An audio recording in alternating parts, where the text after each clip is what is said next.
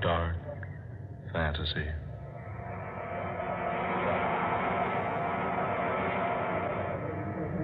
Men call me mad.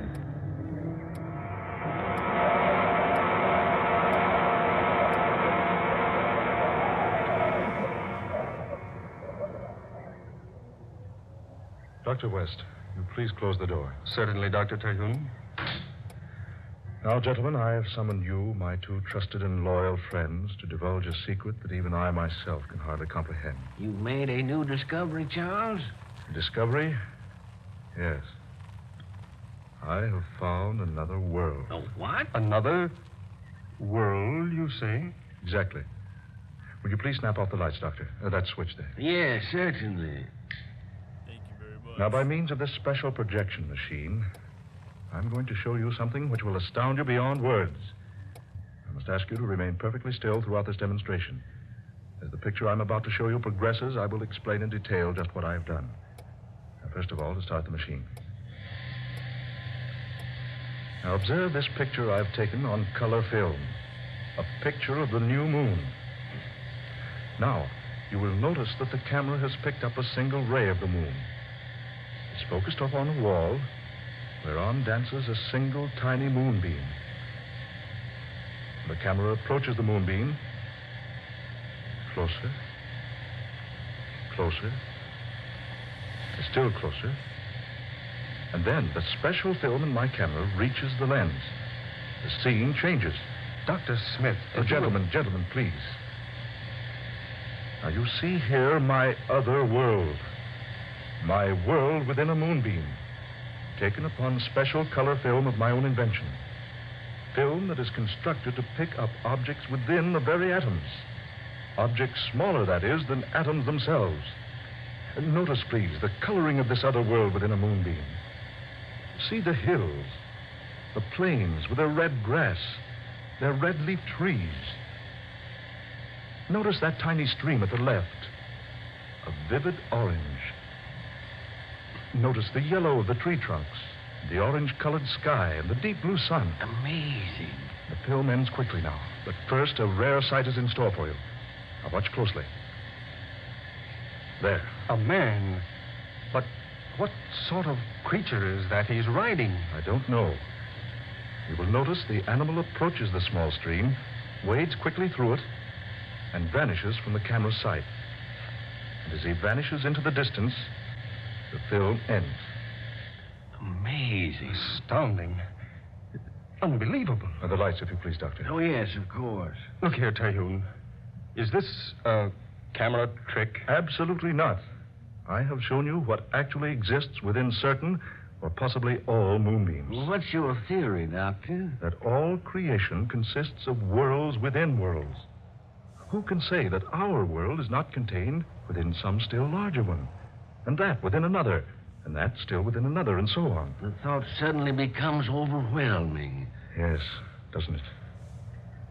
To think that all around us, within even such tiny substances as the atoms themselves, under our feet, overhead, on all sides, are worlds of which we are unaware. Yes, if only there were some way to visit those other worlds. Ah, Dr. West, that is the point. We can. Good heavens, man. You mean you... Yes, just what do you mean? Gentlemen, I plan to enter that world in the moonbeam. Impossible. I don't like to say so, Charles, but aren't you overlooking the laws of dimension, the general medium, laws of nature that are so obvious? Not only that, Terhune, but aren't you appearing a little ridiculous on the face of things? I do not expect you to be convinced until you have seen. We in our profession are not inclined to take such things as we are speaking of for granted. Then let's not waste words, my friends. I propose to convince you beyond all possible doubt. Well, I have no objection to being convinced. Nor I. Though I really believe Terhune has let his imagination win the upper hand. Now, we shall see.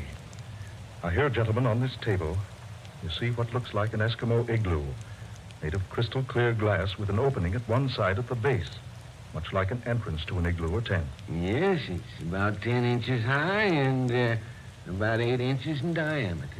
Now, when we extinguish the lights here in this room, and when that curtain is drawn from the window over there, the moonbeam in question will be centered directly through that little glass case. You want us to assist you? Exactly. But what do you intend to do? Well, I have here a number of small capsules filled with a potion whose base consists mostly of radium. What is this preparation?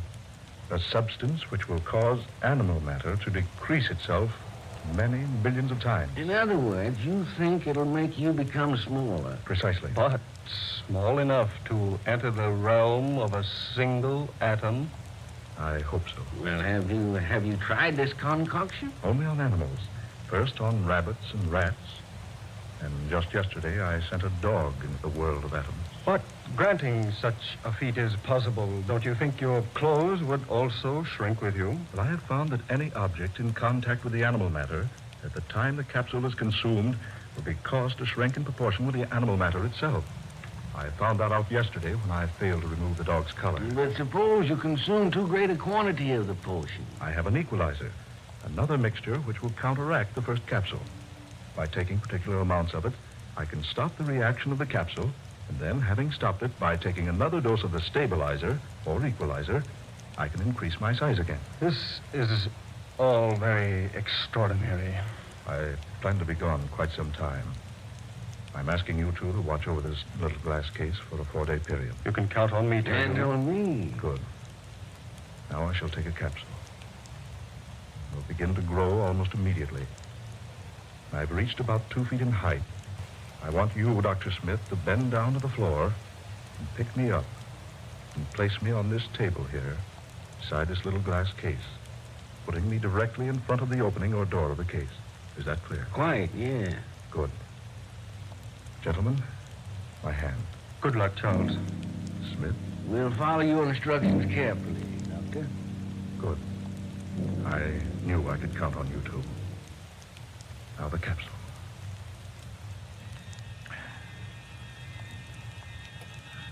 My head is whirring. My ears are ringing. Eyes are growing dim.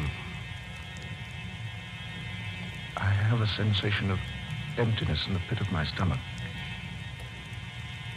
Do you notice any change in my appearance? Good heavens. He's lost a foot in height. Why, you're growing smaller, Terhune. You are, man.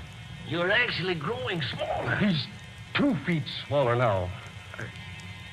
I hope I regain my eyesight before I become too small. Are my clothes diminishing too? Yes, quite. I cannot describe my sensations. I feel a strange weakness. My senses seem to be deserting me. I find it rather difficult to talk. Look, he's just about 2 feet high now, Wes. Do as he told you, Doctor. Pick him up now. Place him on the table. Yes, just so. Careful now. There. Here. Put him closer to that door so he'll have no trouble finding it. Watch your arm, Doctor. Don't cut off the moonbeam. There. That's good. Say, he's only about 6 inches high now. There he goes. Into the glass case. See? The moonbeam is completely covering him. He's so tiny now you can hardly see him. The size of a small ant. He's faded into the light of the beam now. I wonder what he'll discover in there. I wonder what he'll discover.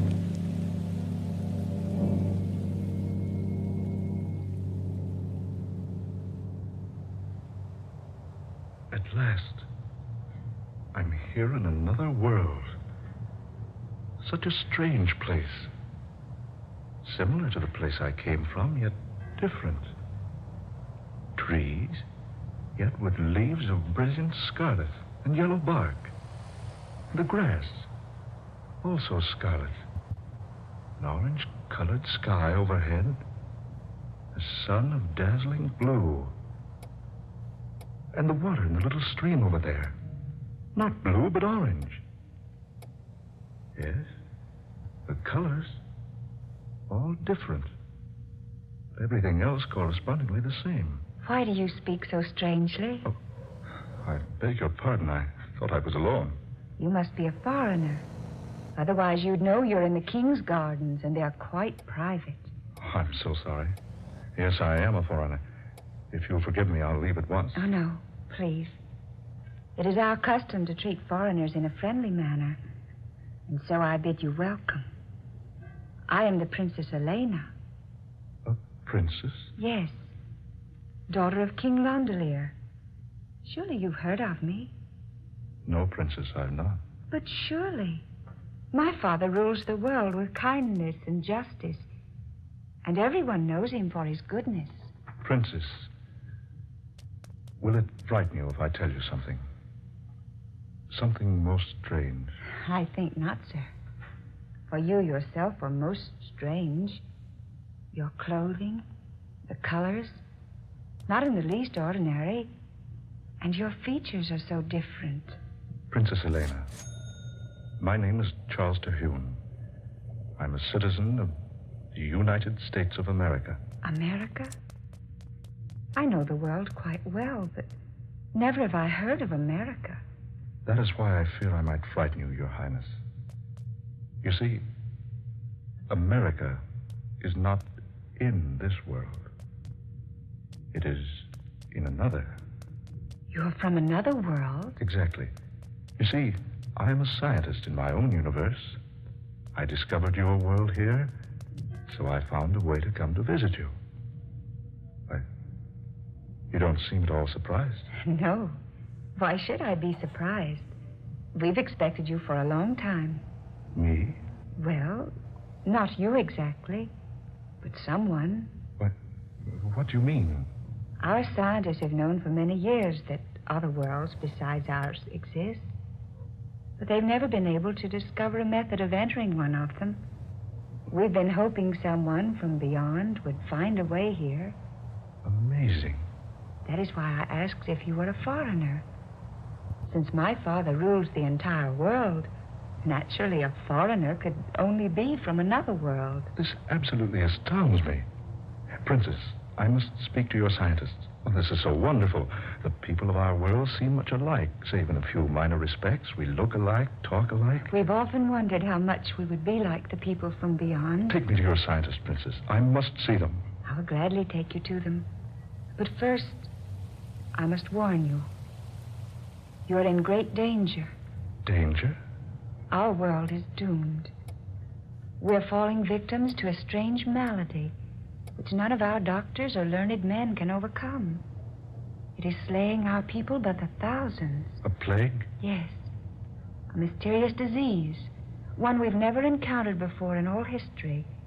If you would save yourself, use whatever method you have and return to your own world before it's too late. One moment. Princess, will you take me to your father?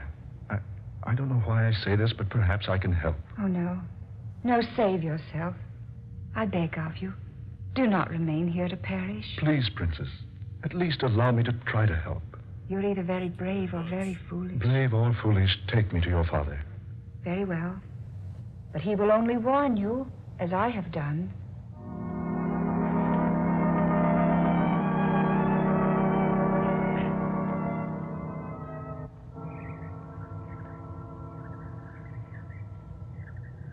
That, Your Majesty, is how I found your world and the way to enter it.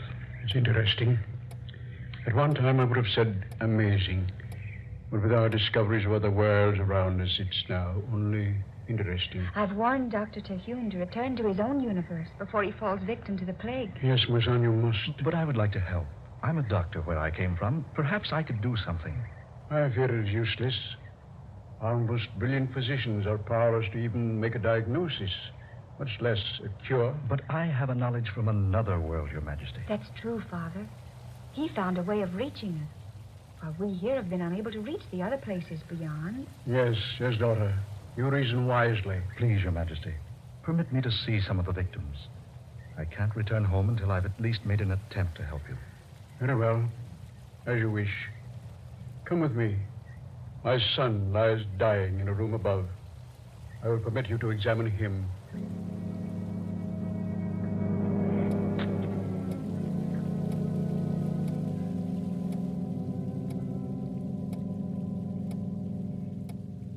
Well, Dr. Terhune? Your Majesty. Dr. Terhune. Heavens, man, this is typhoid. Typhoid? But what is typhoid? We have it on our Earth.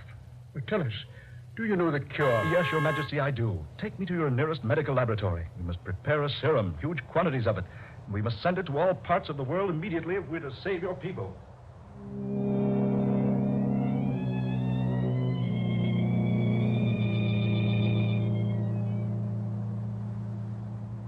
Daughter, these reports from all parts of the universe, the deaths grow fewer and fewer each day. It's a miracle, Father.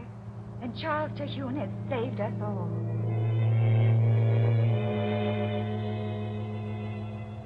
There have been no typhoid deaths now for 3 days. I know.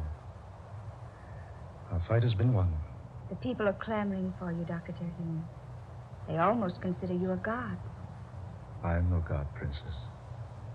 Merely a man with a little knowledge. But you came to us like a miracle man, in time to work the greatest wonder of all history. I'm happy that my journey here has been for a purpose. Anything you ever wish in the world will be yours. I know, Elena. There is so little I want. And yet, so much. Will you remain here with us?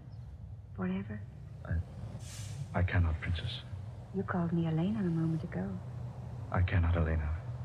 I must return to tell my people what I've discovered. Oh, but if you go now... Yes, Elena?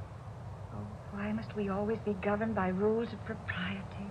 Elena, if you're thinking what I hope you are... Charles? Elena, my darling. Is it wrong to say I love you? Charles, is it wrong for stars to shine? Or for flowers to bloom? Oh, my darling princess. Charles. I love you, Elena. And I love you. Please, don't leave me, my darling. Just for a little while. I will return to you, Elena. I promise. And I will wait for you, beloved. And when you return, nothing in this world or any other will ever take us apart.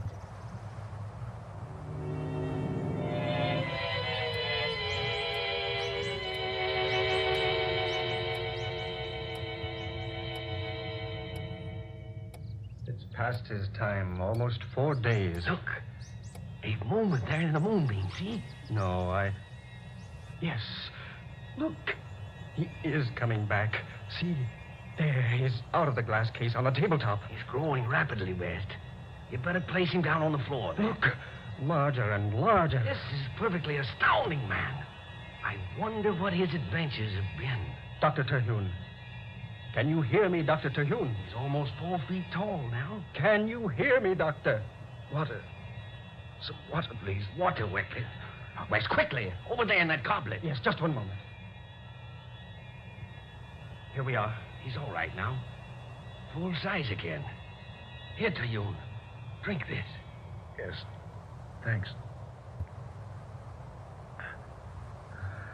Now, that's better. Are you all right, Terhune? Yes, quite all right, thank you. Gentlemen, I have had the strangest experience imaginable. I have visited a world that's amazing and wonderful. Tell us about it. Yes, I will. When I became small enough to enter the moonbeam, I found myself in the exact spot you two saw in the picture I displayed for you.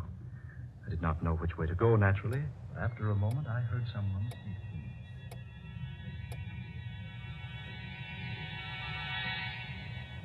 And that, my friends, is precisely what happened to me. And you say those people knew all about the existence of other worlds, but were not familiar with such a disease as typhoid. Exactly. You must have been somewhat of a hero to him. Yes, somewhat. You know, if I hadn't seen this demonstration with my own eyes, I'd never have believed it. Well, Dr. West, even though I was the one who experienced it, I'm still wondering if it actually happened. Then it happened all right. Yes, we saw you grow small right before our eyes. So small you became almost invisible and disappeared in the moonbeam. I trust you two will confirm any statements I might make to the public about all this. No, absolutely. Certainly, Terhune. By the way, was my sister here during my absence? Why, yes, she was. She acted very strangely, too, but we told her nothing. Well, gentlemen, perhaps I should have told you this before. You see, my sister and I jointly own several hundred acres of valuable oil land in the south. Thank you very much. She's a greedy woman. She's tried for years to obtain full possession of the property. She's tried many ways, but her latest method is by charging that I'm insane. No, well, that's ridiculous. Yes, exactly. But she's preferred the charges. Tomorrow at 9, I must appear before a group of alienists who will decide whether or not I'm mentally unbalanced. That is why I had to make my experiment before tomorrow.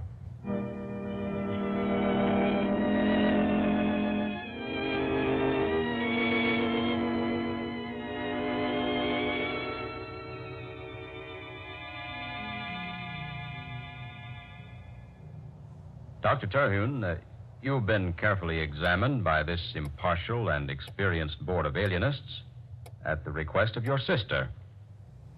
It's our decision that you must submit yourself to a series of treatments at whatever sanitarium your sister might choose. No, stop.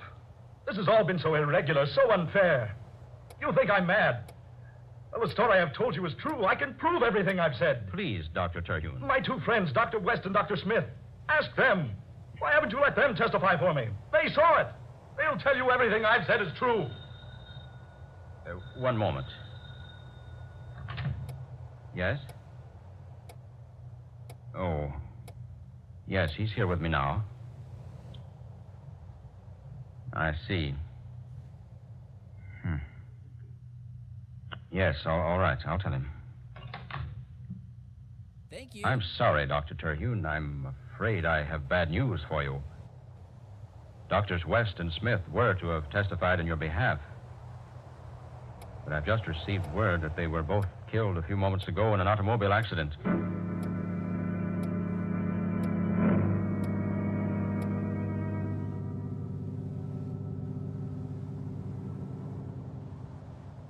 And that was the verdict. Now men call me mad. So they've locked me here in the cell till the time they can remove me to a sanitarium. Any moment now, they'll come for me, whisk me off through the night. My discovery will never be proved. People will laugh for a while, speak of the mad Dr. Terhune. And then they will forget. And for me, no escape. Charles, my darling. Elena. No escape. No escape. Oh, what a stupid fool I am. The moonbeam, of course. The moonbeam.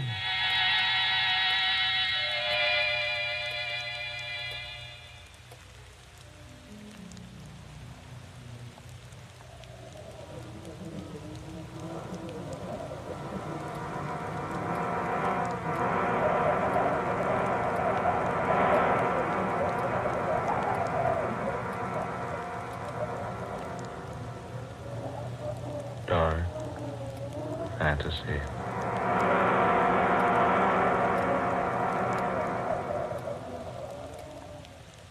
Men Call Me Mad, an original tale of dark fantasy by Scott Bishop. Ben Morris was heard as Dr. Charles Terhune. Eleanor Naylor Corrin was Princess Elena.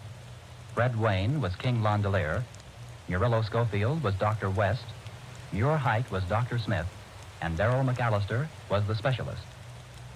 Next Friday night at the same time, the National Broadcasting Company will present another tale of dark fantasy, The House of Bread, a strange and compelling drama of Christmas 1941 and that first Christmas nearly 2,000 years ago, told to you by Scott Bishop.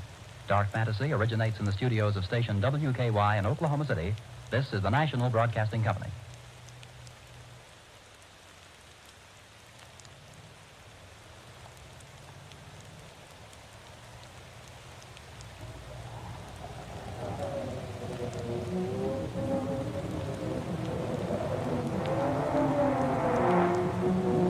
Dark fantasy.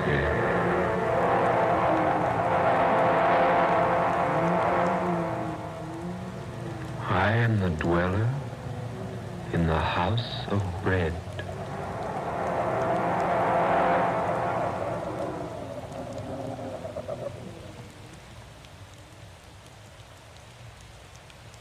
I'm Scott Bishop.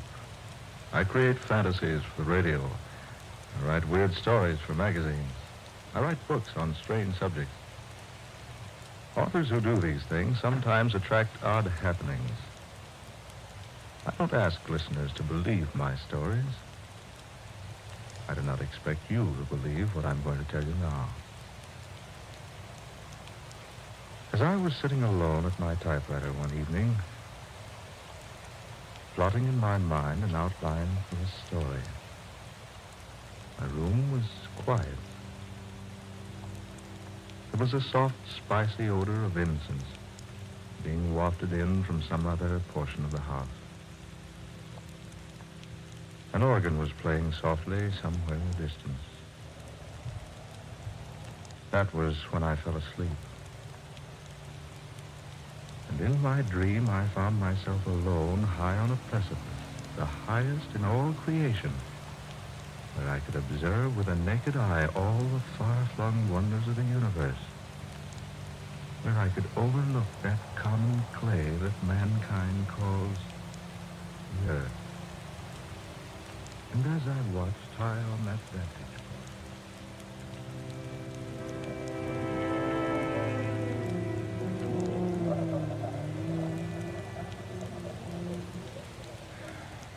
Why do you sigh, my son? Oh, I thought I was alone. Are any of us ever alone? No, I suppose we're not. But it's so desolate up here, so far from anything else.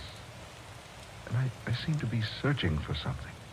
Could it be, my son, that the reason is you are searching for the truth? The truth. What is the truth? You ask that? Then asking, you surely must not know. The truth. Is it some vague, inconsequential thing?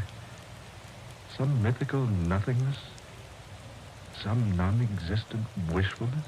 Truth, my son, is neither inconsequential, nor vague, nor mythical. If I could only believe that. You can believe it, if you will. Can one believe something he's never seen? Perhaps. You think me a cynic, don't you, sir? I haven't said I do. Nor have you denied it. My son, look upon me.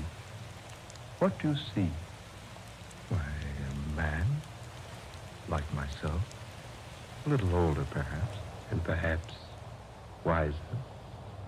I make no boast of any wisdom I might have. I am the way, and the truth, and the light. What was that? Merely words spoken by a man who was about to die. I know. The Bible. The Bible. The way, and the truth, and the light. If I could only find them. You will find them if you look far enough. Who are you? I am just a man. What's your name? It is a very common name. You'll find it in any city directory or telephone book. Then why do you conceal it? I don't conceal it. My name is Word. I can't agree that it's such a common name. Nor could you agree that it is unusual. No. Names are such temporary things. You can say to me, my name is Bishop, and there is no way for me to know whether you are good or evil, religious or atheistic, learned or ignorant, an emperor or a beggar. But you've told me more about yourself than just your name. Have I? But haven't you? Just a moment ago, you reminded me that your greater age has made you wiser than I. Well? If you're so much wiser, perhaps you can tell me where to find what I seek. Where to find the truth? The truth. The light, peace, happiness, contentment. All those things man wants so eagerly, yet seldom finds in sufficiency. He only fails to find them, my son, because he is blind to them. Then they are real? They do exist? I have said that they do. Then I beg of you to help me find them. I beg of you. That, my son, I cannot do. For it is given no one to help another find those things which you seek. You must search them out in your own way. You must exert your own efforts in discovering them. But can't you tell me anything? Anything at all? I would like nothing better than to disclose everything to you. This much I can say. Yes? If you are sincere in wishing to find the truth, if you really desire to know the way of light and happiness and peace, if you would know the road to all these majestic things, then seek you the house of bread. Remember the house of bread. Seek you the house of bread. But wait. Wait, I say. Come back. Don't leave me now. Where is that house? Where will I find it? Where will I find the house? Tell me, O wise one. Where will I find the house of bread?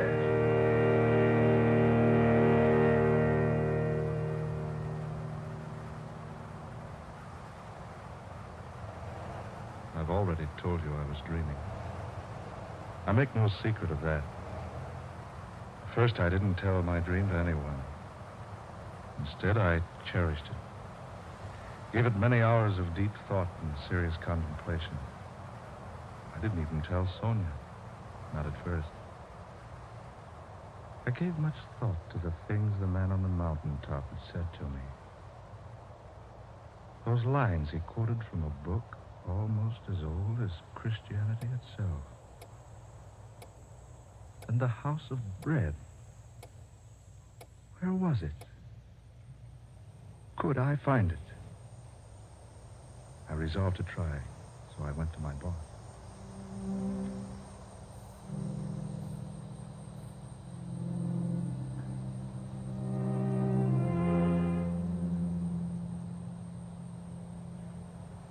Are you trying to tell me, Bishop, that you're leaving? Regretfully, yes.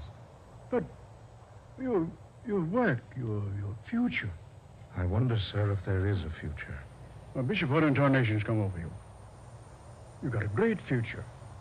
Your books are selling like peanuts at a circus.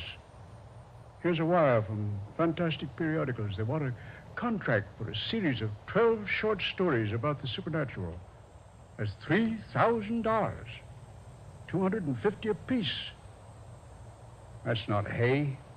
Oh, good Lord, man. Are you out of your mind? Think of the years you've spent building up the reputation you've got. Think of those years you studied Greek and Latin and philosophy during the day and wrote cheap, sensational nonsense for the popes at night to earn your education. Think of the trunk full of rejection slips you got from the slicks before you made the grade. Think of the money you've spent on travel and research. That's just it, boss. I am thinking of all those things. So what? So I've worked hard and maybe I'm a success. Who can say? Maybe you're a success. Maybe you're a success. Well, if you do leave, where are you going? I'd be glad to answer that if I possibly could. You mean you won't tell me? I mean, I don't know. Bishop, I'll tell you what I'll do. You take a vacation. Yeah, that's it. A rest. A week, 10 days, 2 weeks. Take as much time as you like. Then, when you come back, you'll feel better. I don't think it's going to be that easy. Oh, Bishop, what in the name of heaven's come over you? Don't you think you at least owe me an explanation? Yes, I guess I do. I owe anyone an explanation as you. Well, some satisfaction in that, at least. Well, it's like this. It all happened about 3 weeks ago, out at my study. I had a story to write for the radio, the Egyptian mummy thing. While I was trying to come up with a reasonable plot, I drifted off to sleep.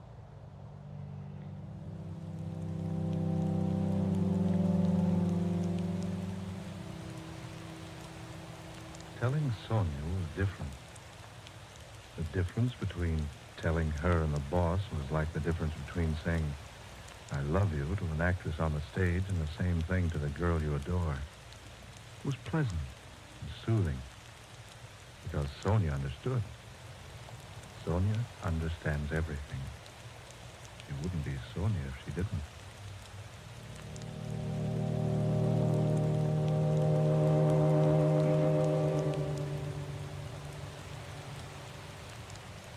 So that's the way it is, Sonia. Well, my darling, when are we leaving California? Scott, you look so strange. Didn't you think I'd want to go along? But, Sonia, you want to seek it too? What better thing could I do? Yes, I might have known you'd wish to go along. Do you mind so much? Mine? Well, no, of course not. But the journey may be a long one. I love long journeys. And a difficult one. I've always been used to difficulties. It may take us to far-off places. But I adore far-off places. And it may end only in disappointment. Haven't we shared many a disappointment, Scott? Yes, indeed we have. I can think of no one I'd rather make the journey with. Thank you, darling. When do we leave? Well, whenever the house trailer's been remodeled and the car cylinders have been ground. Where do we go first? I don't know for certain. It reminds me of Sir Galahad looking for the Holy Grail. Did he know where he was to begin his search? More or less, I suppose. Well, do you know where to start looking for the House of Bread? Darling, I haven't the slightest idea where to begin. Dearest, what do you suppose the man named Word meant by the House of Bread? Yeah, I've asked myself that time and time again. Surely not a real house. No, I think not. Sonia, that phrase symbolizes something. But what? Well, perhaps we shall find out someday.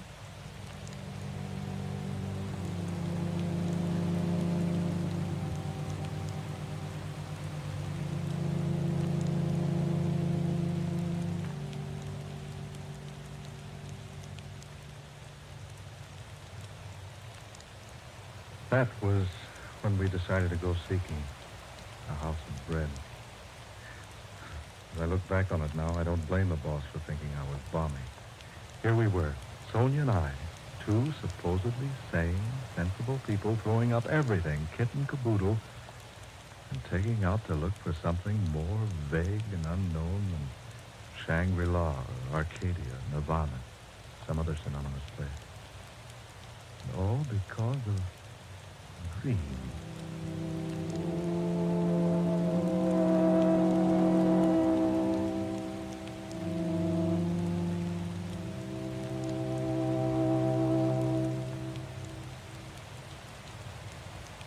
So we had the house trailer remodeled and the automobile repaired, and we drew our money from the banks and started out. It was the 21st day of May, my birthday, about 6 o'clock in the morning. I gathered up the morning newspapers on the way out of the house, breathed in some of the fragrant California atmosphere. Sonia wanted to stop at the used bookshop on Pacific Avenue, so we drove through the spacious Long Beach streets until we came to the place opposite the post office. Sonia bought 7 travel books and a back issue of a magazine that contained one of my better stories. She said she wanted to drive around Rainbow Pier once, so we did. Then we scooted over to L.A., picked up Highway 66, and drove to Las Vegas. We stayed in a tourist cabin at Boulder that night. Bright and early the next day, we drove over to the dam. As we began driving through the mountains out of the place, I noticed Sonia laboriously riding in a small little...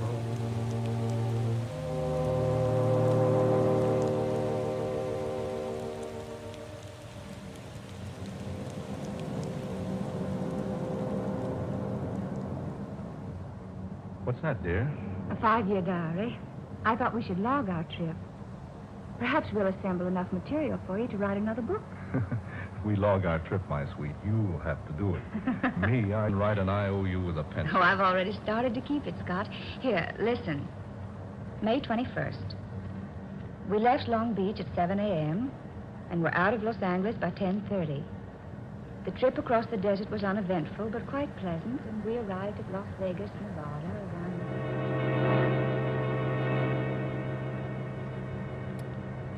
May 22nd, Flagstaff, Gallup, Albuquerque.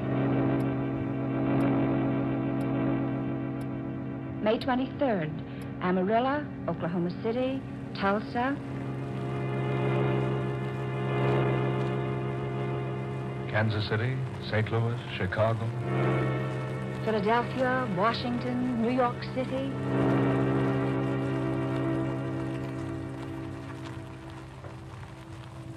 May 30th. We sailed today from Pier 17 for London aboard the SS America. As we stood at the ship's rail together, Sonia and I, we wondered just why we decided to leave the good old United States behind. Did something tell us our goal was far beyond the sea?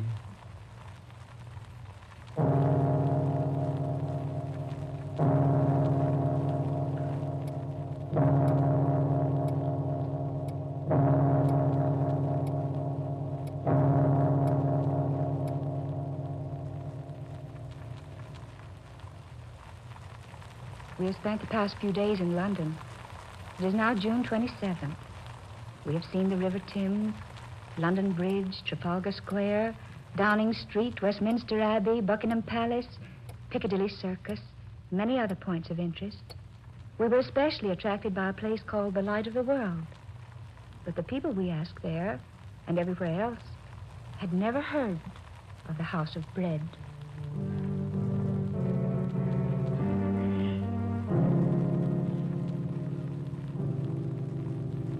July 16th. We're about to leave Paris for Madrid. Sonia and I sought diligently in this city of pleasure for the place the man called Word named to me. We searched everywhere. The magnificent Bois de Boulogne, boulevards, everywhere we could go. We did Eiffel Tower and the Louvre and Cardinal Richelieu's Palais Royal, the Cathedral of Notre Dame, Grand Opera House, the Arc of Triumph. Then we were attracted to the Place de la Concorde, which is called the Place of Peace. And we thrilled for a moment because we thought our search was ended. But when we asked about the House of Bread, folks only laughed at us.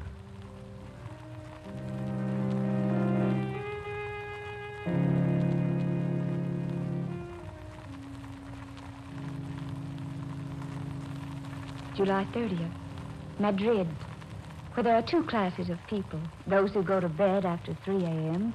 and those who get up before 4.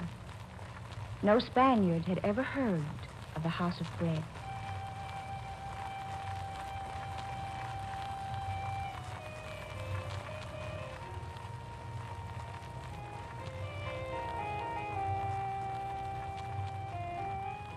Morocco, August 20th. Mingling with the Moors and Arabs, wandering up narrow, crooked, dirty streets, through shabby buildings and unkept markets, all with a general aspect of dilapidation and extreme neglect.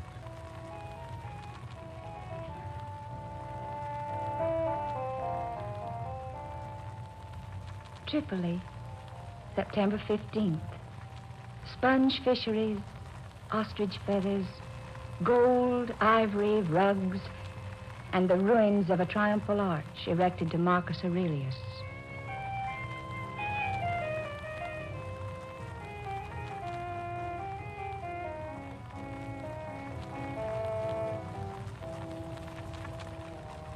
Cairo, Egyptians, Arabs, Nubians, and Turks in the city of mosques. High stone houses, barred windows, stately turrets and domes, rising above the surrounding dirt and squalor. And the temple where tradition has it that God talked with Moses. No encouragement here either. The house the man Word spoke of is unknown. It is late October.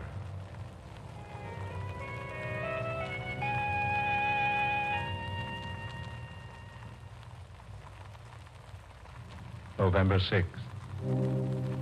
November 16th. November 26th. December 5th. December 15th. December 25th. Jerusalem.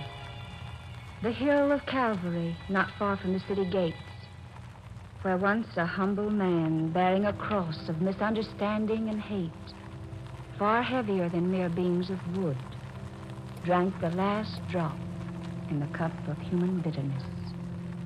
The city of God. City of David, Solomon, Cyrus, the Persian king. Nebuchadnezzar, the Babylonian, Alexander the Great, Constantine the Great, Pontius Pilate.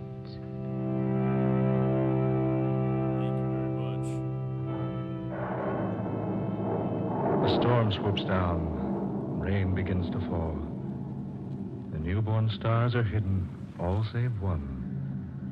There is one star to the east, quite close by. It scintillates through the gloom, through the downpour. Sends out its rays and engulfs us, enfolds us, becomes almost a part of us. And Sonia writes that we must follow the beam it sends pounding vigorously earthward.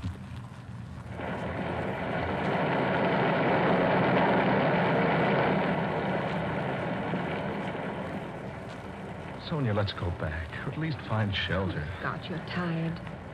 We've tried to find shelter. It's strange, the lodgings are completely filled. Then we'd best go back to Jerusalem instead of wandering about here in the darkness. Here. There's some sort of a shelter here, Scott. Let's step inside a moment, shall we? It's all right, dear. There seems to be a light in here. Yes. And there's someone here beside us. Scott, look. I bid you welcome, good people. We beg your pardon. We thought this place was unoccupied. No, do not go. You are welcome here. I say, haven't we met before? I believe we have. Yes, we have. Now I remember. You're the one in my dream. Your name is Word. In the beginning was the Word, and the Word was with God, and the Word was God. The way and the truth and the light. I am come, a light into the world, that whosoever believeth in me shall not abide in darkness. The way and the truth and the light. And lo, the angel of the Lord came upon them, and the glory of the Lord showed round about them, and said unto them, Fear not. Behold, I bring you good tidings of great joy. For to you is born this day a Savior, which is Christ the Lord. Be not afraid. Have you not been told, Seek ye the Lord, and he will not be scornful unto you? Here in this humble manger, you were born. 2,000 years ago. Verily I say unto you, I am with you at all times, in all places, even unto the consummation of the world. Then this is our answer.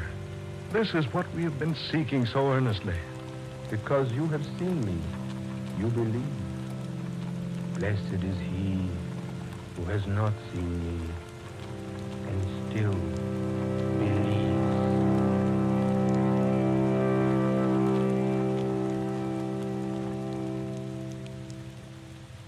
And that is my story. We awoke the next morning feeling more refreshed than we'd felt in all time. The sun was bright, the rain had gone. What was the significance of the house of bread?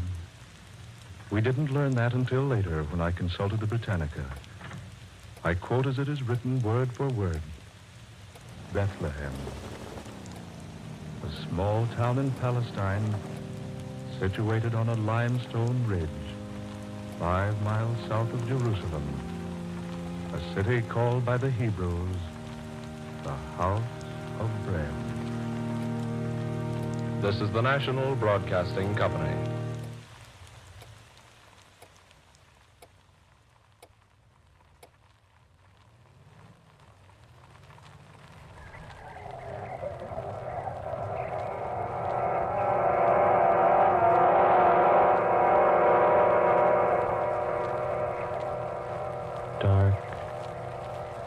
say.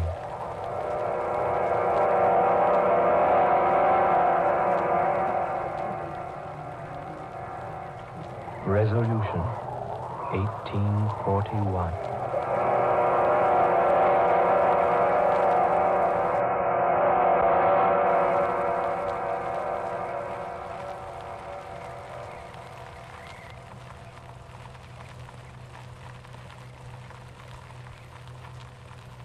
My name is Laura Cabot.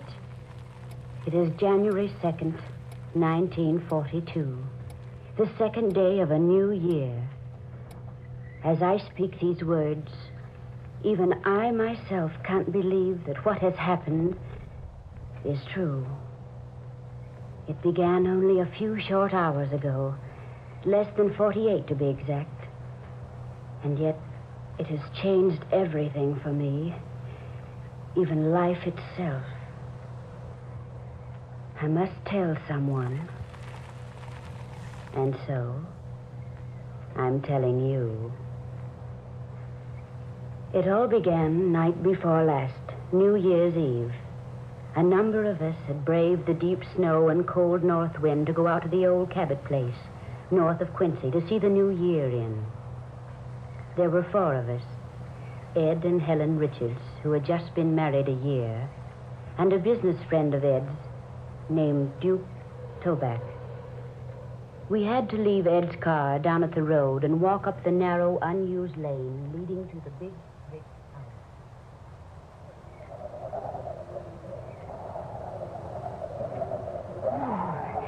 Talk about 1941 leaving with a vengeance. Oh, it's cold, isn't it? The snow's drifting deeper. Oh, Helen, to the right, dear. The house is over there. All right, Laura. I didn't know we'd have to walk. Yeah, it'll be good for us. I wonder what your friend must think of us out like this on New Year's Eve. Duke? Oh, Duke's a good sport.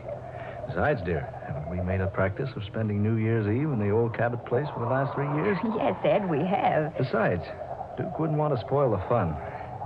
Anyway, I think that he makes a fine partner for Laura, don't you? Yes. He's very handsome. And wealthy. Helen, you think she likes him? Well, the way she's hanging on to him and laughing, I wouldn't exactly say she hates him.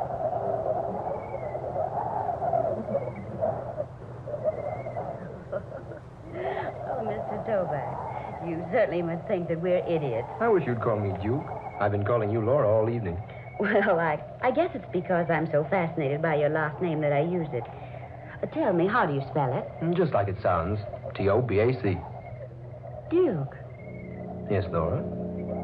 Spell your last name backwards. Toback, spelled backwards, is Cabot. My name. I say, you're right. Well, that's the most unusual thing I've ever heard of. Well, I'm an unusual person. Are you? Don't you think so, Laura? I really haven't had time to decide yet. But I'm awfully glad you came along with Helen and Ed tonight. We do this every year, you know. Yes, so Richard's told me. Oh, this old house has been in my family for more than a century. It was just 3 years ago that I discovered it belonged to me. That's so? Mm-hmm. Oh, there were back taxes galore on the place, but I paid them up. And every New Year since then, the Richards and I have spent New Year's Eve A here. charming custom. You know, I rather think I'm going to enjoy being let in on it. I hope so, Duke. Really, I do. I want this to be the best New Year's Eve we've ever enjoyed. Helen, you and Ed wait up, or you'll have to stand at the door till we catch up with you. All right. Duke, what's wrong? Laura, wait. What is it? Is that the house? Why, yes. Why? I don't know. It seems so familiar looking. I've seen it before. Someplace. Well, if you've seen it, it's been right here. Come on, Laura. Unlock the door. Oh, all right. Here's the key. Here, I'll open it. There. In you go, Laura. Ooh, for heaven's sakes, Ed, come in and close that door. Yeah. Hurry, dear. Snow's blowing into the place. Here, old man, let me give you a hand with that door. Thanks. There. Quite a wintry blast. Here, stomp off the rug on this rag, the snow on this rag rug. That's what it's for. Good to know, boy. Oh, it's nice and warm in here. Yes, I'm surprised. You been out here earlier today? No. Oh, Mr. Johnson owns the farm across the way. He always comes over on the last day of December and builds a fire for us. You see, he expects us. The place seems so strange tonight. Strange? What do you mean, Laura? I don't know. Does it really feel warm to you folks? Well, it certainly does. Of course it does, dear. Yeah, it's fine. Boy, it sure makes it handy to come here and have the place all heated for us. Yes, but it doesn't seem the same in here as it always has before. Well, personally, I think it's very homey. Well, so do I. It's a pity no one lives here. It's such a nice place. I've tried to convince Laura she should stay here instead of renting in town. I've had this feeling before. It's so strange. Almost weird. Weird? Why, this place is far from being weird. Oh, of course. Oh, I'm just being silly. Come on, Helen. Let's take our coats into the other room and see what condition the kitchen's in. All right. Ed, you'd better throw a log on the fire. How about some refreshments all around, huh? Oh, you just leave that to us, gentlemen. There are plenty of refreshments in the kitchen. Yes, indeed. Laura and I had them sent out yesterday.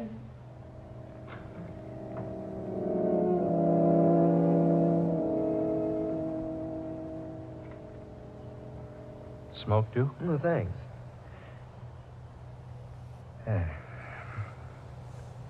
Well, how do you like her? Laura? Mm-hmm. Charming. Oh, now, Duke, is that all you've got to say for her? Well, I haven't known her but a few hours. And yet, Yes, Duke? yet, it seems that I have known her before. Somewhere. Sometime. What makes you think that? I can't say. Something about her. The way she acts. The way she talks, possibly. I don't know. Well, have you asked Laura if she'd met you before? No, I thought that rather a silly thing to say. Besides, that's what men always say to women when they're trying to make conversation. And, well, Laura's very easy to talk to. She talks so comfortably with me. And, well, it's as though she'd known me someplace before, too. Yeah, I know how you feel, Duke. I felt the same way about folks I'd just been introduced to. Sensations like that are hard to explain. Yeah, they're generally not explained. Look here, Duke. This is your first trip to Quincy, isn't it? Not only my first trip to Quincy, it's my first trip to Massachusetts. Well, now, Laura's lived here all her life. She's been away a summer or two on vacation, though. Possibly you met her then. Yes, that could be the answer. But it does seem we've been acquainted before. And the strangest part of it all is, it seems that we were once very close to each other. Very close.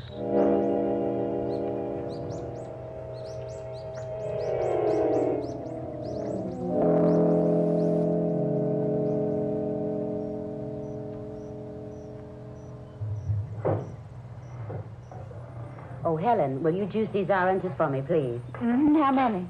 Oh, half a dozen to begin with, I guess. Oh, come on over here on the small table. Oh, all right. Laura, Yes. what do you think of Duke? Oh, I don't know. Give me a little more time. He seems to be attracted to you. Does he? Does he indeed? I caught him 3 times staring at you like, well, with a sort of fascination. Like he couldn't get used to you. Well, perhaps you're right.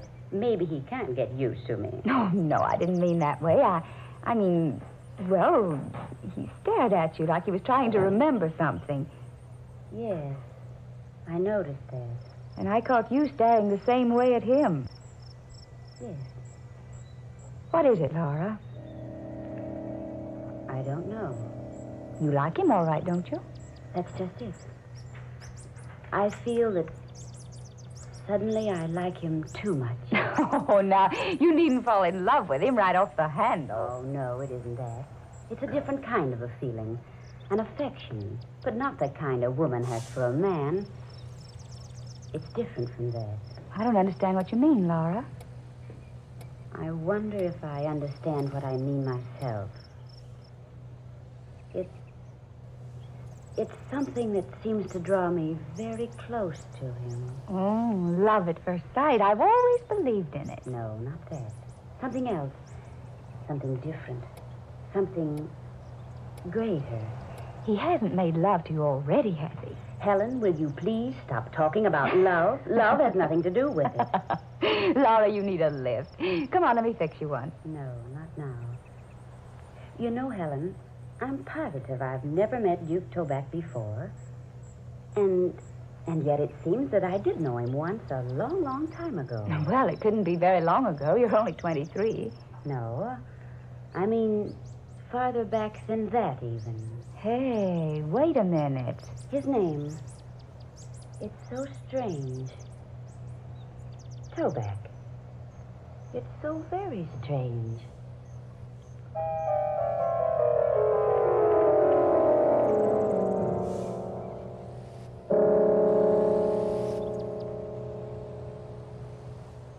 $11:30. No, just 30 more minutes, then it's goodbye 1941. I can't wait. I've had enough of the past 365 days. I want a brand new year to start out everything with a clean slate. Now you're talking, Laura. Here's to 1942. Yes, here's to the new year. Well, hey, I'm in on that. May all our troubles disappear like bubbles of champagne. Especially as quickly as the bubbles in any champagne that might be left around our place.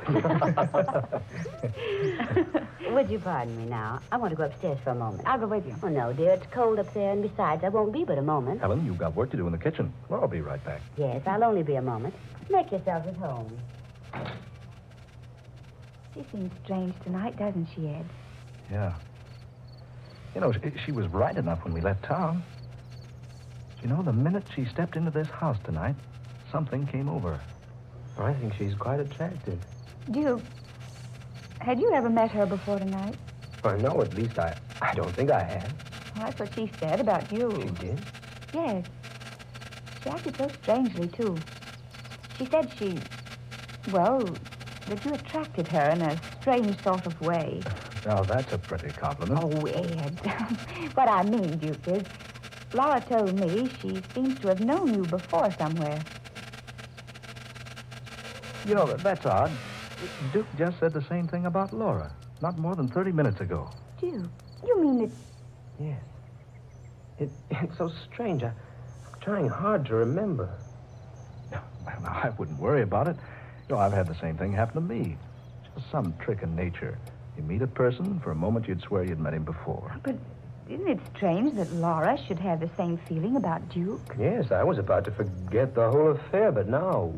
Well, I wonder. Well, now, my advice is that you two get together a little more. Talk over the places you've visited, places you've been. Now, I'll wager one of my Christmas ties you met at the seashore. Or at Santa Anita, or maybe on some dude ranch. Possibly, Ed. But it doesn't seem that way. You know, I haven't said this before, but even this old house seems familiar to me. It does. Yes. When I first saw it outside, I stopped dead in my tracks. Something seemed to stop me, and... Well, I'd have sworn I'd walked up that same lane out there dozens and dozens of times. Well, that's incredible. This room, with its high ceiling and huge fireplace. These pine walls, the heavy oak floors, the decorations. They all seem so vaguely familiar.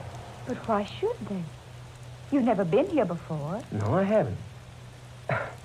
Don't you two think it's getting chilly in here? Yes, a little. Oh, there are no more logs. I guess I'd better go fetch a couple. No, Ed, I'll do it. Now, there's no reason for both of you to go out in the cold. Ed, you go. Isn't that just like a wife? No, Ed, you stay here. I know exactly where the logs are. I saw them when I came in. I'll be right back with a couple. Better put a coat on, old man. No, it won't be out long enough. The wood's just around the corner of the house.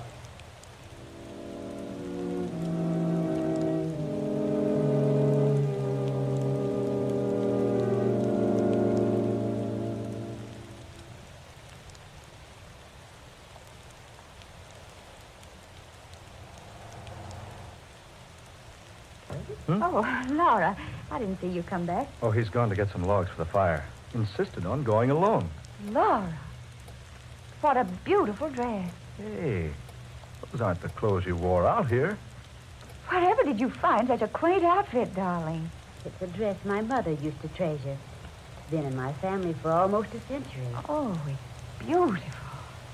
I thought it would be fun to put it on tonight. I found it upstairs in an old trunk. Just wait until Duke sees you in that dress. Maybe that'll help him remember where he knew you before. He thinks he's known me before. And Helen says you feel that you've met him before, too. Well, yes, I do feel that way, but... Oh, I don't know what to think. I'm so upset tonight. Laura, what is wrong tonight? Ed and I've both noticed it. Yeah, what's wrong, Laura? Oh, I didn't want to mention it, but... There. Something is wrong. Well, can we help you? No, I couldn't ask you to. Well, you two know how very fond I've grown of this old house and the property. Yeah. You certainly spent a lot of money putting it into shape. I still don't see why you don't live here. Oh, it's the memories and more than anything. And the fact that my grandmother and her grandmother and hers lived here for so many years. Oh, but Laura, you don't mean you're going to lose the place? I'm afraid so. Oh. You see, it's heavily mortgaged. I'm in debt more than $3,000. I can't meet that debt. Well, that's a little more money than we've got right now. Yes, quite a bit more. Oh, what's that? Duke. Oh. Oh, Ed, see what's wrong. For heaven's sake, don't just stand there. Hurry.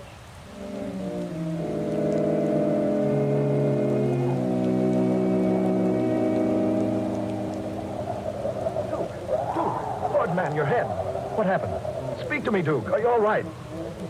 Here now, take it easy. I'll carry you into the house. Come on now. Arm around my neck. That's it.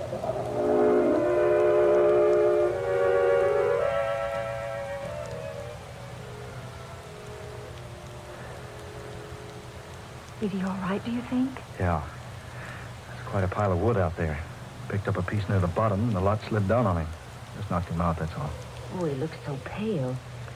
Here, loosen his collar. There. You better take his tie. That's it. Oh. Duke? Oh. Duke? Are you all right? Feeling better now, old man? What? Is something wrong? You had an accident, Duke. Do you feel all right now? Laurel. Yes, Duke? Laurel. Why'd you call me that, Laurel? Who are these people? Duke, well, you'll be all right. Who are these people? Why am I lying here? Where's your mother, Laurel? You'll be all right now. Just lie still. Why do you speak like that? Why do you look at me like that, daughter? Daughter? But what's the trouble here? Suddenly you're so strange. It's you who are strange. What? You call your father strange? You call me, Jeremiah Cabot, strange? Jeremiah Cabot? Of course, Jeremiah Cabot. Don't tell me I have to remind you who I am. But Jeremiah Cabot was my mother's great-great-grandfather. Duke, for heaven's sakes, what's the matter with you? This is so strange. I'm afraid I don't know your friends, Laura, and you, young lady, or you, sir. Oh, now, Duke, cut the kidding. Just a moment, Ed. I think I'm beginning to understand. Oh. For a moment, child, I thought you were my daughter. Now I know the truth. You... Yes, that must be it. What, Laura? What on earth? Just a moment, Helen. Jeremiah Cabot. He built this house. His daughter was named Laurelyn. The name has been in the family for a century. Laurelyn. She looked so much like you. I still don't get this. Ed, wait, I think I can explain, at least partially. There's an old legend in our family that one New Year's Eve, Jeremiah Cabot was asked by his family to join them in making New Year's resolutions. In the spirit of jest, Jeremiah resolved one thing: to return to this earth 100 years from the night he made the resolution. That's it. Yes, of course, the resolution. The brick in the fireplace, the brick. What does he mean? I remember now. Here, I'll show you. This brick, this one behind the others, See? It's loose. You can remove it. But what are you trying to tell us? Here. You see? A hiding place behind the brick. This is where the papers are hidden. And the money.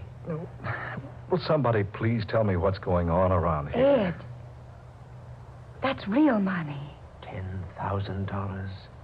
You see? It has been hidden here for years. And here, pictures. In the original deed to the Cabot property. Why, this is most amazing. And this is what I was looking for. Here, Laurelyn, read this. Go ahead, child. Read it. What did it say, Laura? Do you want me to read it? No. Just a moment. It's quite faded. The ink is almost gone. It says, I, Jeremiah Cabot, being in my right and sane mind, do solemnly resolve this night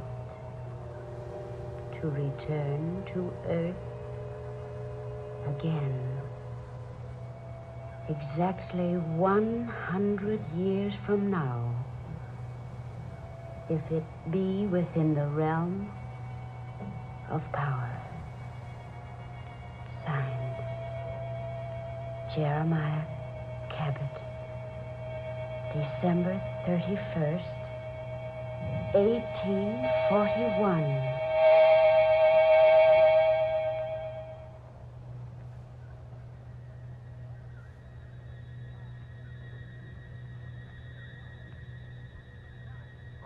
What happened?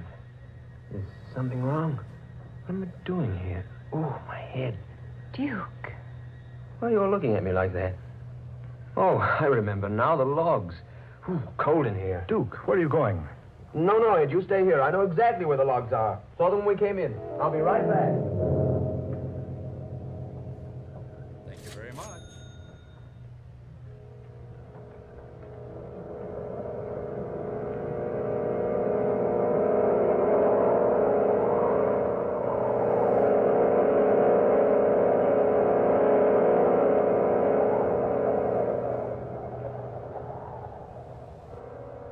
Dark fantasy.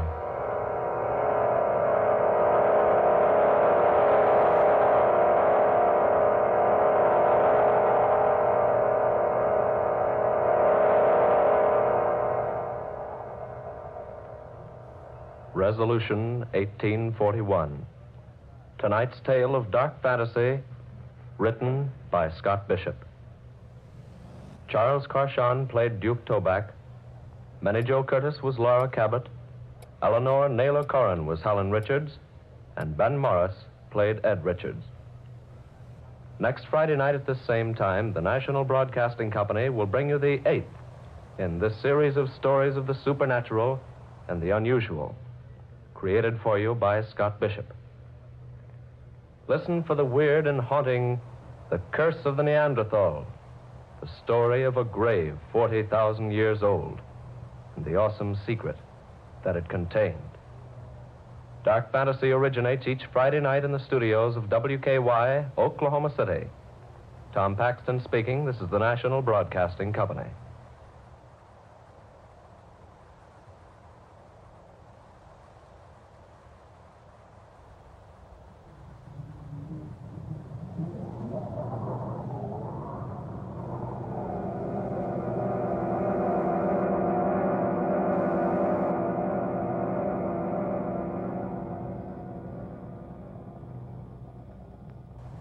Dark fantasy.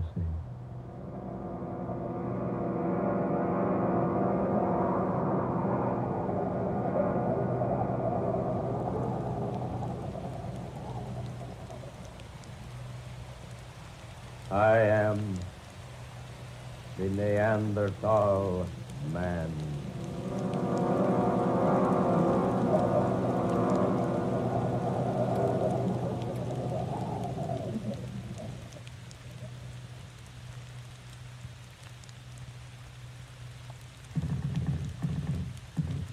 Operator? Are you there, operator? He's probably gone out for a spot of tea. Or a date with one of the music hall boys. You people be quiet. Isn't she pretty when she's excited, Hayes? Oh, quiet. Operator. Operator. Why would anyone be so anxious to call one's sister anyway? I can't for the life of me imagine. Will you please go take a walk or something? Operator, are you there? You could write your sister a letter, you know, instead of trying to call her long distance. I'd probably get in touch with her sooner.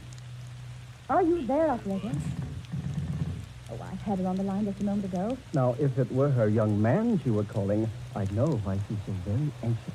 I say, old man, it so happens I'm the lady's young man. Oh, well, I'll have nothing to do with either of you if you don't stop teasing me. My dear girl, you really want to get that call through to your sister? Oh, no, I'm just standing here jiggling this receiver for the exercise. Ajax says it's good for the arm muscles. Operator, will you please answer? Here, old girl, let me have a try. Reggie, go away. Don't bother me. Permit me, milady, to assist you. Oh, Reggie. One time. Reggie, this call's important. That's why I'm so anxious to help you. Now, look here, operator. We've been trying... Eh? What's that? Oh, operator. Yes, into a telephone transmitter, but I say now, look here, my girl, if you want... Give me that receiver. But, Mandy... Are you there, operator? Yes, I wish to place a call. We were disconnected. This is Amanda Loveland. Yes, at Lookout Point. That's right, the order's calling. I wish to speak to Miss Grace Loveland, number 12, Garrett Street, London. Yes, that's right. How soon can you get through to London, please? Very well, will you call me back? Thank you. There, you see? The damsels always come running when a gentleman calls. Oh, Reggie, save your humor for some other time, will you? I say, something wrong, old girl? Well, I don't know. Why do you use that tone there? Well, look here, Amanda. Nothing wrong with your sister, is there? No, it's not that. But something's wrong. And so to the way you've been acting. Yes, you were certainly never in such a hurry to call Grace before. I'm anxious to know where she was today. Where she was? Yes. She was supposed to be attending a tea party in London, but, well, I've reason to think she wasn't there. Well, so suppose she wasn't. Why should that upset you? Perhaps if I tell you, you'll understand. Yes. Something's wrong. I certainly want to know about it. Yes, Amanda, by all means, tell us what's troubling you. Yes, but I must tell somebody. Reggie, will you please close the door? Oh, certainly, darling. Now, Amanda, sit here. No, I'd rather not sit down. Say, you are upset. Yes. I had the strangest experience this afternoon. You did? Where? In Manor Canyon. So that's where you were today. No wonder we couldn't find you. Reggie and I wanted you to go up to the falls with us. I went into the canyon to think. And we gathered you were off somewhere working. I noticed your equipment wasn't around any place. You've been there, haven't you, in the canyon? Oh, not I. I've been planning to go there, though. Oh, I've been a couple of times. Why didn't you tell me you were going into Nano? Get along. There's only one way into the canyon from this end, you know. Yes, near Flagstone Point. It's 12 miles to the other end. Well, I arrived at Flagstone Point about noon. So I climbed down the path and picked out a shady spot in the canyon to eat the lunch I'd taken along. Yes? After that, I looked around a while and then picked out a scene near the entrance to the canyon. To paint? Of course, to paint Hayes. Oh, all right. Go ahead, dear. It was a perfect scene. The light was just right, so I spent most of the afternoon there until the light began to fade. Did you finish the sketching? Yes, filled in a great deal of the color. It was really going to be quite good. What do you mean, going to be?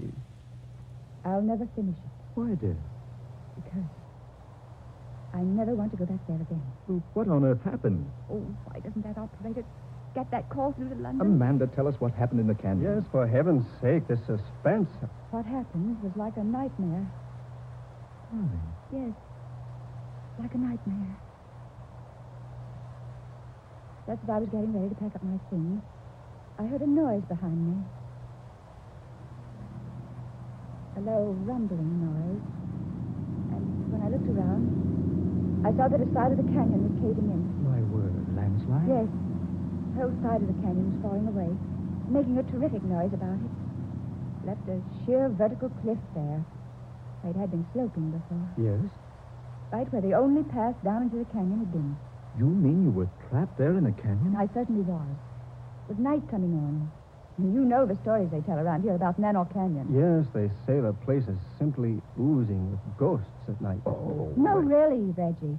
The place does have a reputation. Oh, I've heard the stories, but you don't want to believe everything you hear, you know. Well, how on earth did you get out of the canyon, Amanda? I had a beastly time of it. Did you get out before dark? I certainly did not.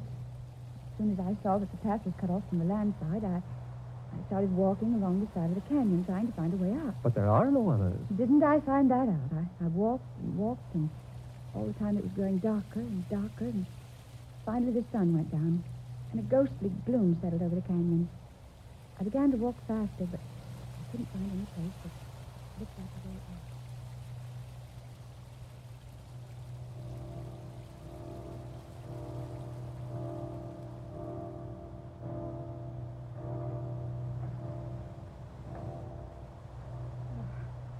I've walked for miles.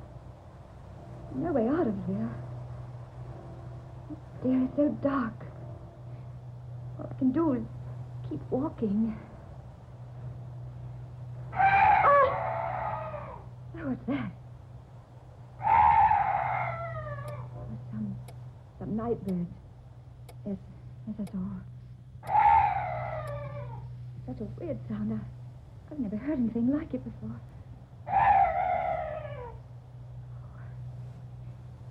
Thank heaven it's gone. That's strange. That bird was the only noise I've heard in this place. No other night noises at all. Good heavens. What's that up there? Light. Shining on a human figure. Am I losing my mind? It's Grace there in the light. Oh, no. Oh, no, it can't be. Grace! Grace! That is Grace standing there in that strange glow of light. Pointing. Gesturing as they're trying to show me a path out of here. Yes. Yes, she is directing me out of the canyon. The light. I can see the way out. Grace? Grace, is that you? Is that you, Grace? Oh, no, don't go! Fading. The light's fading away. She's gone. There's still that strange light. Shining on the way out of this awful place.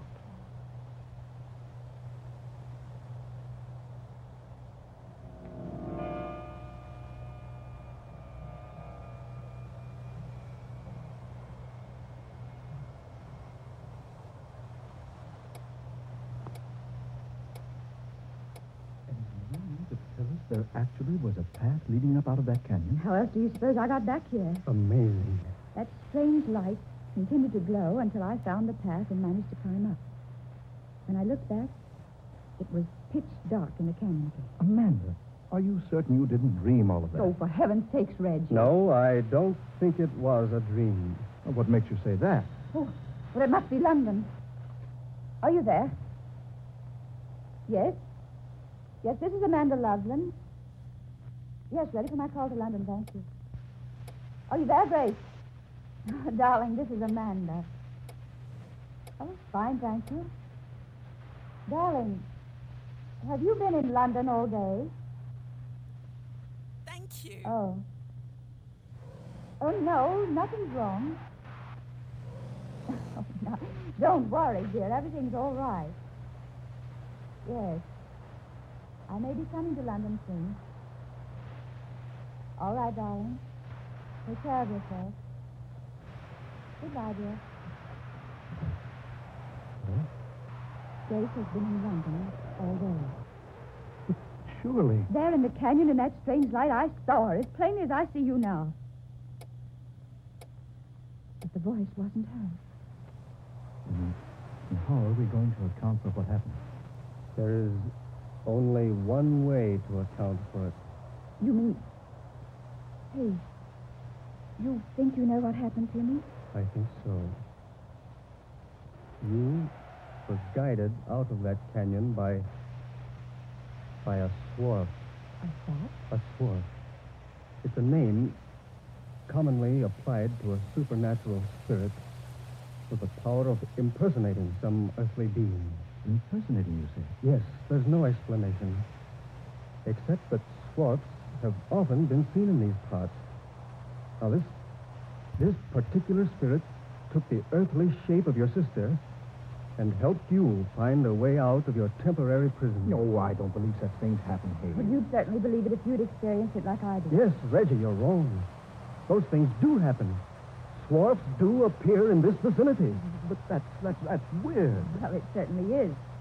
See one's sister appear in a place in the darkness and speak in a voice, and then to learn she was actually hundreds of miles away at the time. Amanda, is this the landscape you were doing? Oh, yes.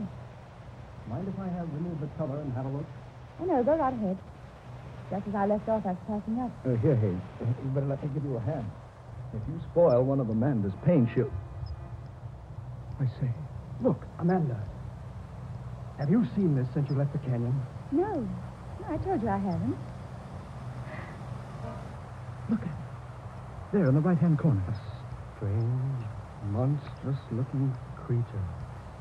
Lurking in the shadows. Amanda, were you conscious of the fact you were painting that fantastic creature into the picture? No, I wasn't. I hadn't even noticed it.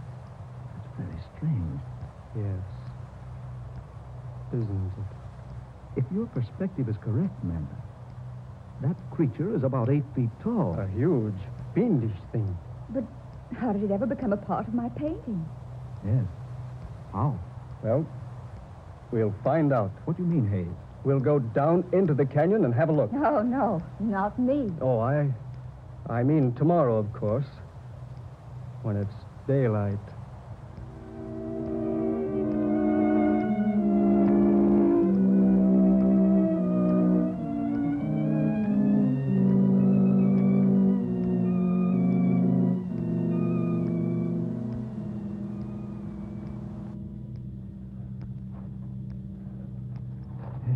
How much farther, Amanda? We're practically there. What amazes me is that you couldn't find the way the swarf pointed out to you last night, Amanda. I'm sorry, Hayes. It doesn't seem to be there today. Oh, well, what's the difference? Didn't take us long to come in from the other end of the canyon on horseback. Yes, the only thing that annoys me is that we couldn't ride the animals all the way. Oh, well, the walking won't hurt you. Besides, we've only been afoot a few hundred yards. Oh, here we are. This is the spot I was painting. I set up my canvas over there on that little mound. Oh, my. Then, according to the sketch you made, that fearful creature was lurking about here. Reggie, look here. Bones. Human bones. Down there in that crevice. Oh, I say, those can't be human bones. No, they're much too large. I should say so. You're wrong, both of you. They are human bones. I've studied anatomy enough to recognize the clavicle, humerus and ulna of the human arm, and the femur and fibula of the leg there. Joe, Hayes is right. This was some gigantic prehistoric creature. Heaven knows how many years old. Could this skeleton have any connection with the ghostly figure in my painting? It could? Yes. It's just possible that the spirit of this prehistoric man is himself a swarf. And can take on a human shape. The spirit, I mean. Precisely. He saw Amanda sitting there on that mound, painting. He assumed a shape she couldn't make out, but one which her professional brush caught in the sketching. Then he could have assumed the form of my sister. If our theory is correct, yes. That's fantastic. But how can we learn anything about this thing that was buried here in this crevice? There's one way I know of. We can consult Dr. Gustav. By Jove, you're right. Dr. Gustav's staying at the colony. Well, then let's go get him and bring him here. Yes, let's. Who knows? We may have discovered something entirely unknown to our civilization.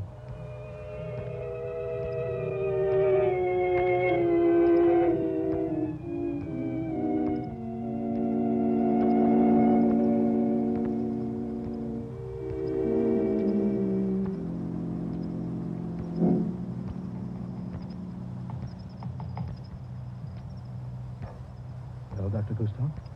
Yes. Your suspicions were correct, my friends. These are human bones. Can you identify them, Doctor? I most certainly can. This was a Neanderthal man. Neanderthal? Oh, the Neanderthal man existed thousands of years ago. True, Miss Loveland. From 20 to 40,000 years ago. There's no mistake about it? Not the slightest. This is a fossilized remains of an ancient man. Here, look. Look at these peculiarly shaped molar teeth. Now, that's one sign. Every bone of his body shows some distinct markings. Many of them are of simian nature. Ape-like, you mean? Exactly. Eyebrow ridges were like those of the gorilla. The roof of the skull was low like theirs. And yet, his brain most probably surpassed the modern Europeans in size and ability. How long ago did you say he existed? The date of his culture may be put down tentatively as extending from 40,000 to 20,000 BC. The Neanderthal man appears to have been the sole occupant of Europe during the middle of the Pleistocene period, throughout the time in which the Mousterian culture prevailed. He buried his dead with great signs of respect. He worked flint implements with great skill. He was a fine hunter. Lived in caves and rock shelters. But, Doctor, after all this time, his remains would be quite deep in the earth. I know. And he undoubtedly has been buried deeply through the centuries. But some subterranean disturbance must have caused this crevice and exposed his burial place. Look. Did you men see this? What there? A stone tablet. There's some sort of thing, pictures on it. Let me see, please. That's so. What is it, Dr. Gustav? This is the final proof. This is a picture writing of the Neanderthal man. Can you decipher it? I can, indeed. And now, let's see, this portion here, my left, that's indiscernible, but the rest of it reads, "Who moves my bones will surely die as I have died." Of course. Well, then, let's take his advice and leave him alone. Oh, not on your life, sir. Hmm? Why, this is one of the most amazing finds of the century. These bones must be removed to the museum and reconstructed. But the warning on the stone tablet. Oh, nonsense. Miss Loveland, nonsense. Do you think a curse can continue to exist through 40,000 years? 400 centuries?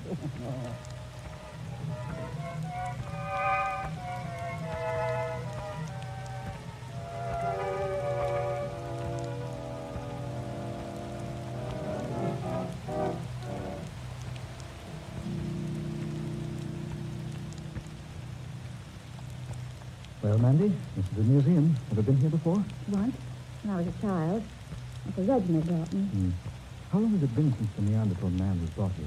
Oh, at least 6 weeks. Dr. Gustav said in his letter that the man had been completely reconstructed. The skeleton had been placed in a standing position in a special room. There's the room, see? Yes, the sign over the door. The Neanderthal man. Let's go look before we visit the doctor, shall we? Right.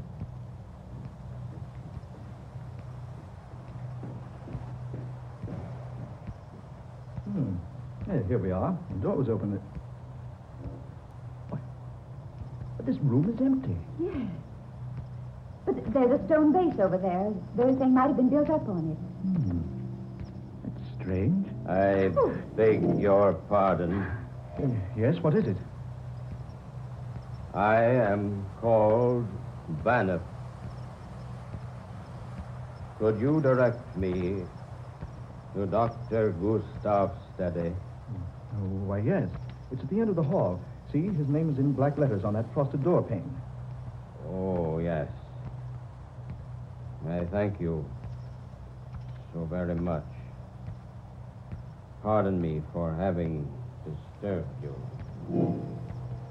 Reggie. Amanda, that man, Jove, what a giant. At least 8 feet tall. The bushy eyebrows and low forehead looked like an ape.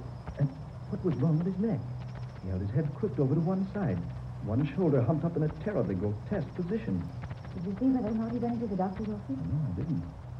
Reggie, if I didn't know better, I think that man was... What's this? Nothing. I know what you're thinking. That warning, Reggie. Who moves my bones will die as I have died. Look. What? There in the room, on the stone base, the skeleton of a prehistoric man. But it wasn't there just a few moments ago. Good Lord, come on, into the doctor's office. Dr. Gustav! Dr. Gustav! Dr. Gustav!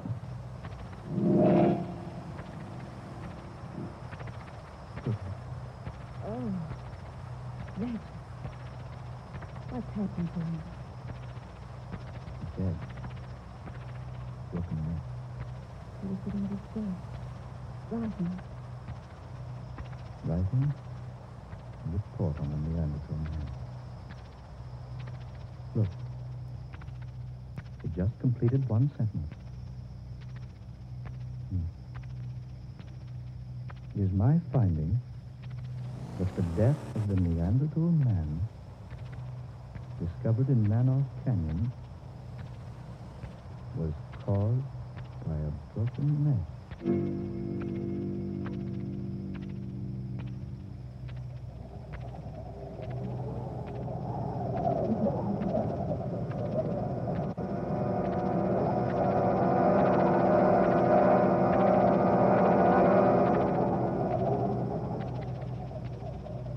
Dark fantasy.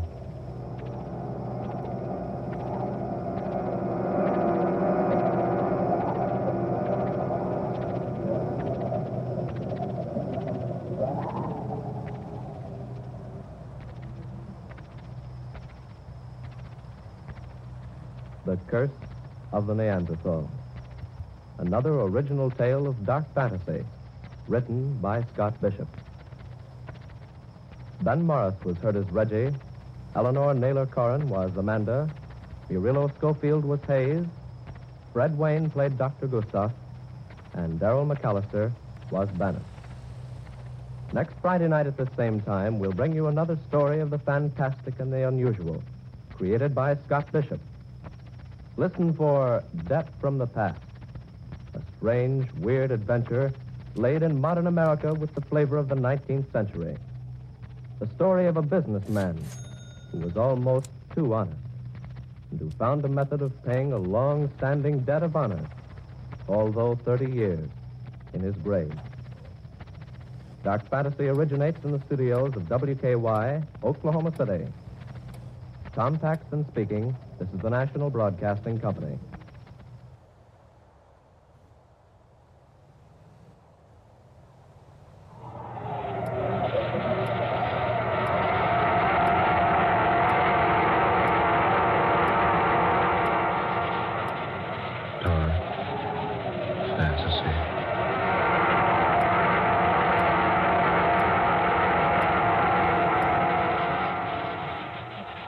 Debt from the Past, starring Jane Wyatt.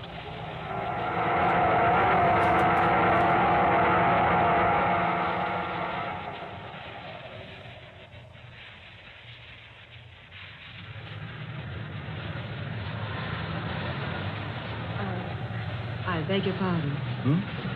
Oh, yes? Is that your newspaper lying there on the park bench? Why, yes, it is. May I look at a moment, please? Why, if you wish, of course. Here, I'll move over. Sit down. Thank you. Oh, there you are. I hope you don't lead me forward. I'll only be a minute. Oh, take as much time as you like. Here, will you roll yourself a cigarette? What? Oh, no, thanks. Sorry, I can't offer you a tailored one. Oh, quite all right, thank you.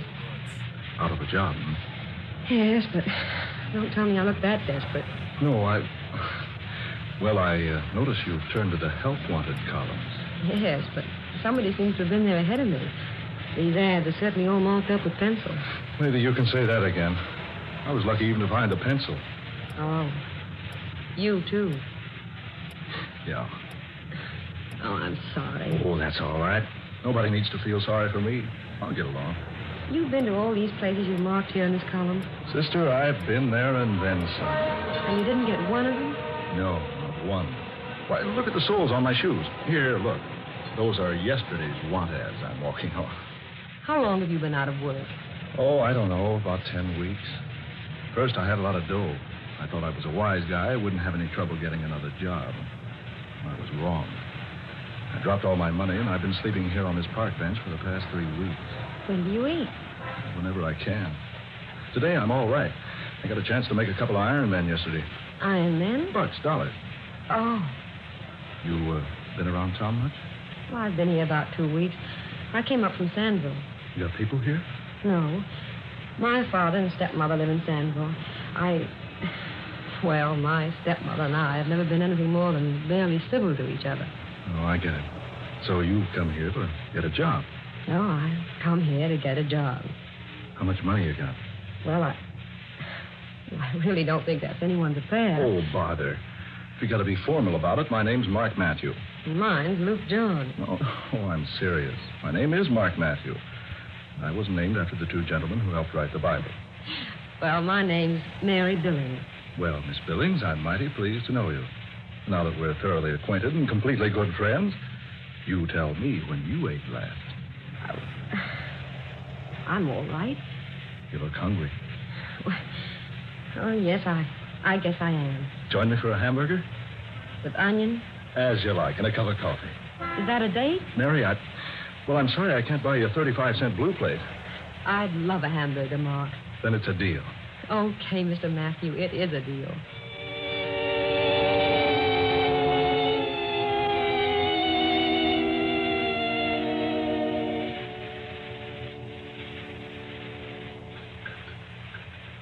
Want another hamburger, Mary? No, thanks. 2's plenty. You shouldn't have made me eat that second one. I'm sure you can't afford it. Oh, I know where I can make $1 or so tomorrow. I'll buy some cigarettes if you don't think you can roll No, one. thanks, no. And don't buy any. I really don't smoke much. Say, you're a nice girl to know. Inexpensive. I really don't know why I'm letting you do this for me. I'm not in the habit of... Oh, I know. Neither am I. But my Irish mother taught me never to ignore a pretty young woman who is hungry. Say, you are pretty, you know. I thought you were going to be different. Yeah, I'm different. I say I'm going to feed you hamburgers, and I feed you hamburgers. Oh, and good ones, too. Don't I know they're good? I've been eating them for weeks. Ma, I think I'll answer this ad. Say, did you drag that old beaten-up newspaper in here, will you? Well, certainly I did. I'm still looking for a job, even if my hunger has been temporarily satisfied. Well, if you can find a job out of that bunch, you're a better job hunter than I am. Well, you haven't tried this one. Someone's looking for a woman. Sound good? Very. Listen. Wanted. Stenographer. If you are an ambitious, talented, and reasonably attractive young woman who can use the typewriter, the adding machine, and can write shorthand, apply in person to see Mr. Gibson, Friday night after midnight, room 1313, Temple Building. Do you think you can fill the bill? Are you ambitious? I can use the typewriter. Are you talented? I can operate an adding machine. And are you reasonably attractive? You told me you thought I'm pretty, remember? Besides, I also know how to write shorthand. Then apply for the job by all means. I think I will. But I don't like this apply after midnight angle. Yeah, that is very unusual. Why at that time of night? Well, maybe it's a night job.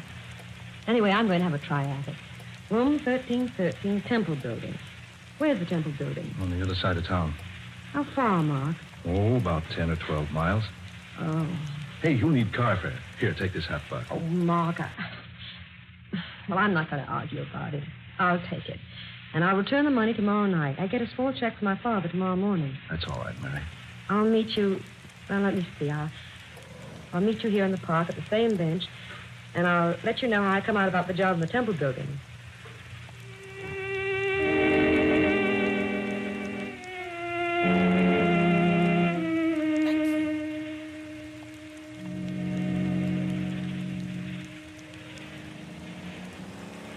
Yes, this is the Temple Building, all right. Awfully quiet in here. Dimly lighted. Nobody around. Not even a hall porter. This is a very strange place. Here's the building directly. Now, let's see, what is the man's name? Oh, yes, Gibson. Gibson. No, there's no Gibson listed here. His company's name is probably here, but I don't know that name. Now, let's see. How does one get up to the 13th floor? Here's an open elevator, but there's no one to operate it. Oh, this is the type you operate yourself. Just step in. Press the button marked 13. The door's closed. And up we go. Oh, I better say a little prayer that I get this job. Amen. There. Here we are. My, it must be a night job. This entire floor is one huge office. Row after row of desks with people working at them. And brilliant lights everywhere. This certainly must be a big country. May I help you, miss? Oh, yes, please. I've come in answer to the ad in the newspaper. Ad? Oh, advertisement. Yes. I'm afraid I don't know what you mean. Mr. Gibson advertised for a young woman to do typing and shorthand. Here, I've cut out the ad. This is it. May I see it, please? Thank you. I see. Mr. Gibson failed to tell me he had inserted an advertisement in the Bee. Oh, but this was in the Times. I'm sorry, young lady. Mr. Gibson uses only the Bee. You'll find his office right down this aisle, the first door to your left. Room 1313. Thank you. Just knock on his door and he'll answer you. Yes, thanks.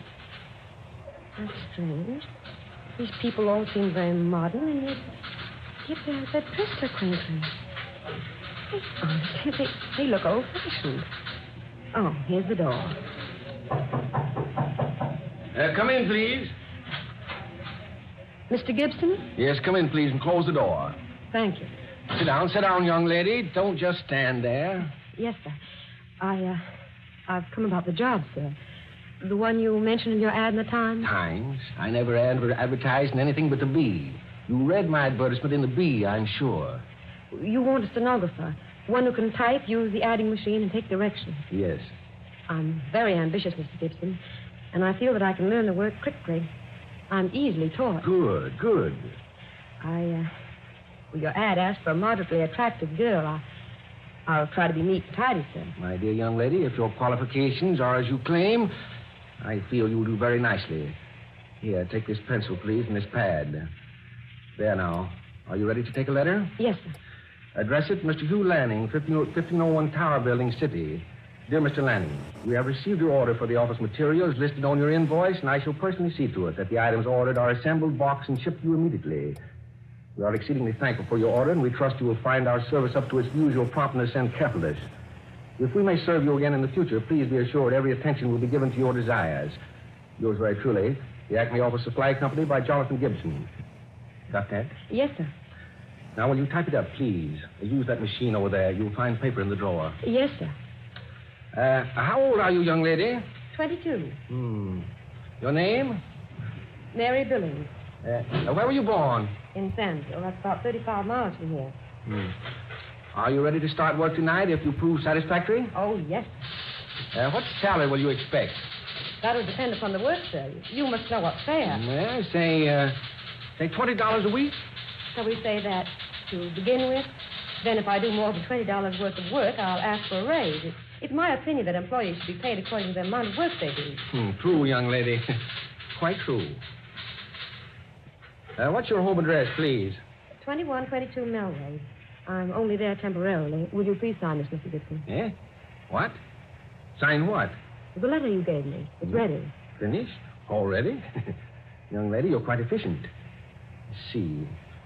Typing is neat. I like it. Thank you, sir. I hope I may have the job. Yes, of course. But one thing, Miss Billings. Yes, sir? Your clothes, my dear. They're, shall we say, a little too modern. Too modern? I thought them quite conservative. The neckline and the skirt length and the sleeves.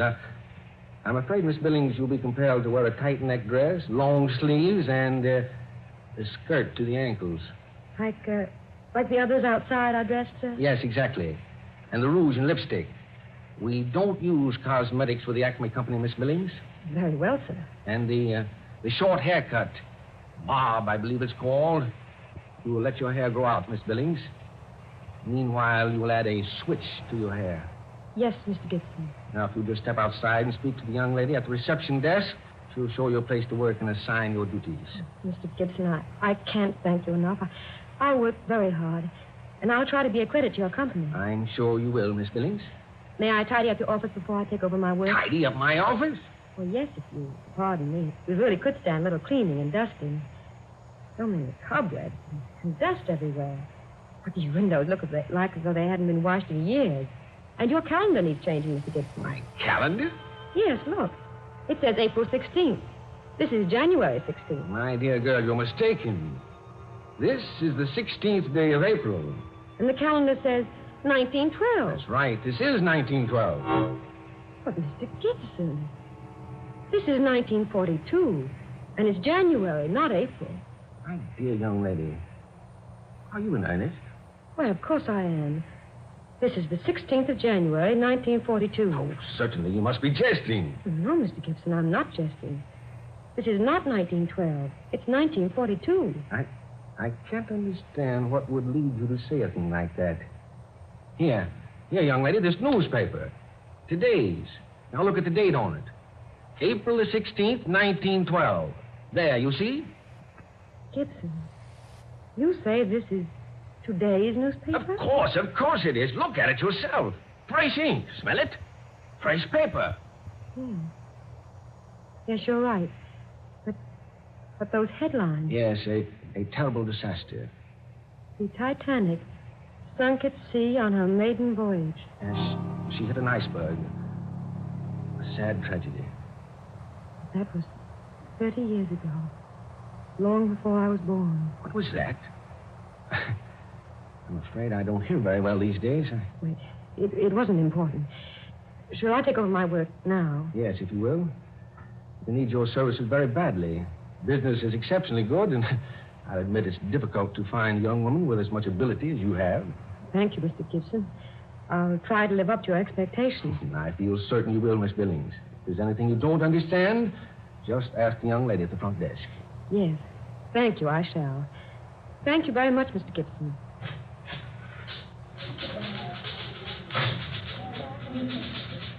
Mr. Gibson said to see you about the work I'm to do here? Yes. You will use desk number 27. That's over there, the one with the rosebud in the vase. Yes, I see it. I believe I'll let you work on the first of the month invoices. Here, use these invoice blanks. The books are on that metal table by your desk. Yes, thank you. How do you want the invoices dated? May 1st, 1912. May 1st, 1912. That's right. They'll reach our customers the first day of May. And, did Mr. Gibson mention about your clothes? Oh, yes, he did. But he said I was to go to work now and take care of changing later. Very well. You'll find paper, pencils, and erasers in your desk. Thank you. I filled out this form for you. Tell me if it's correct. Name, Mary Billings. Born at Stanville, age 22. Let's see, you were born in 1890 then, weren't you? That would be 22 years ago, wouldn't it? Your hours will be from midnight until 8 a.m. You may take time out at 4 o'clock for refreshment. 1 hour. If you have any questions about your work, please don't hesitate to ask me.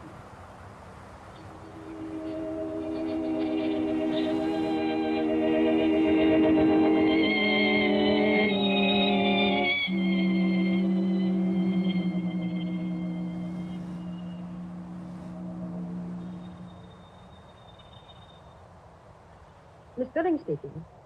Yes, Mr. Gibson. In your office? Yes, sir. I'll come in immediately. Yes, Miss Gibson, you sent for me? Yes. Sit down, Miss Billings. The dawn will be here soon, Miss Billings. I don't have a watch. And there are no clocks in the office. You noticed? Yes. Ah, yes. The dawn will soon be here. And all too soon. I haven't been here long, Mr. Gibson, but I enjoy the work I've done so far. Yes, Miss Johnson reports you give all your attention to your work. She reports that you're extremely efficient. Oh, I'm glad, sir.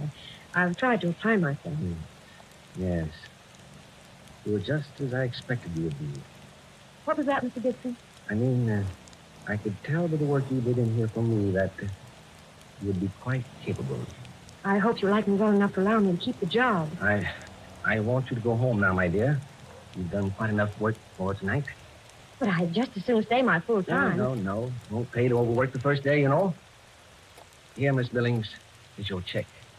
My check? Yes, you probably need a little money. Why, yes, but... No. Just cash the check and get what you need with the money. But this check is made out for $80. Yes. I believe that was the amount, wasn't it? Why, I don't understand. Would you mind going now, Miss Billings? The dawn will soon be here, and... Would you mind going now? I know if you wish. Thank you, my dear. And may I wish you every happiness, Miss Billings. Every happiness in the world. Good day now.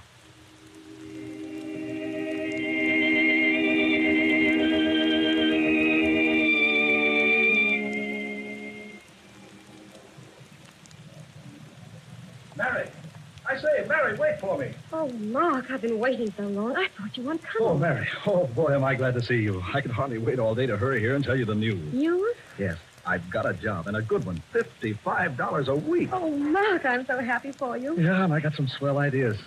I'm going to tell you one of them before long. Hey, how about your job? Well, I got it, Mark, but I don't know what to think about it. Everything was so strange. Yeah? What happened?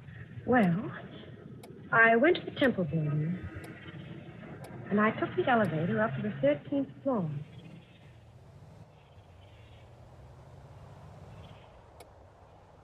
So, I took the check and left the building, just as the dawn was beginning to break. That's odd. Very. Look, Mary, you have to go to work at midnight, you say. Do you mind if I go along? I know. I suppose it'll be all right. Good. I want to get a look at the kind of a businessman who'd have a 1912 calendar on his office wall.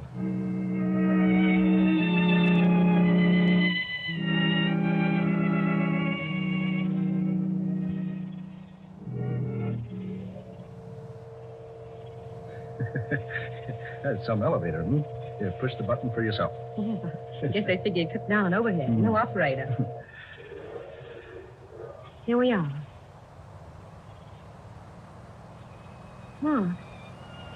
Hey. Are you sure you pushed the right button? I'm positive. Look at this place. I thought you said this entire floor was an office. Yes, it was. Now, there's nothing but one dim light. Heaps of junk and boxes, barrels, and saucers. But this floor isn't used for anything but storage space. There are desks here, lots of them, and people working. Oh, but Mary, there couldn't have been. Wait a minute. Mark, lying over there on the floor. Oh, let's see. There's something glittering over here. It's a lipstick. Mark, it's my lipstick. What? Yes. I missed it just after I left the building early this morning. I must have dropped it here while I was waiting for the elevator. Then what you told me did happen. Yes, Mark. I'm very certain of that. Very certain.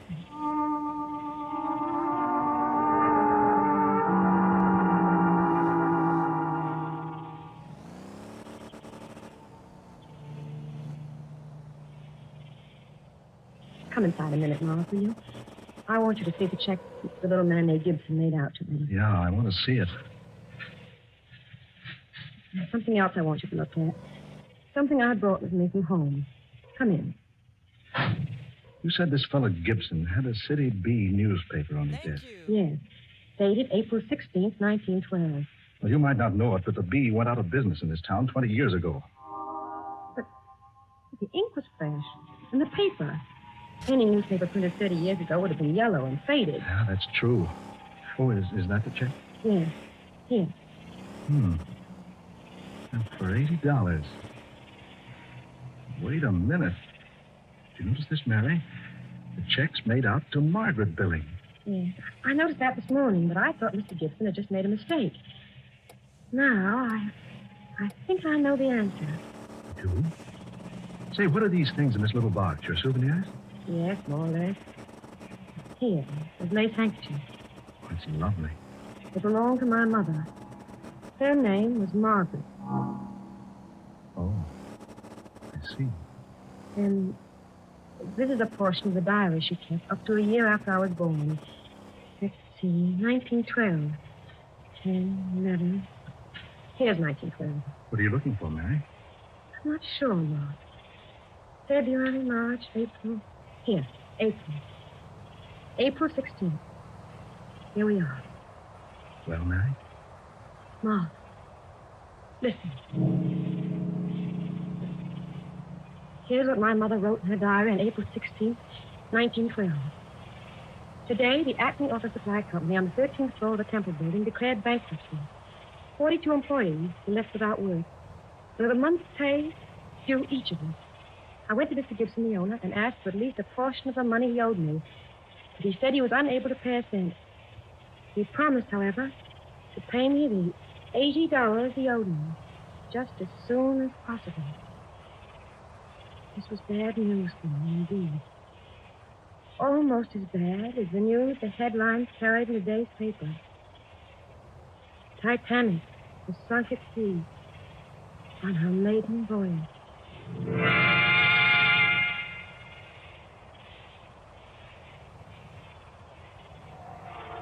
Dark fantasy.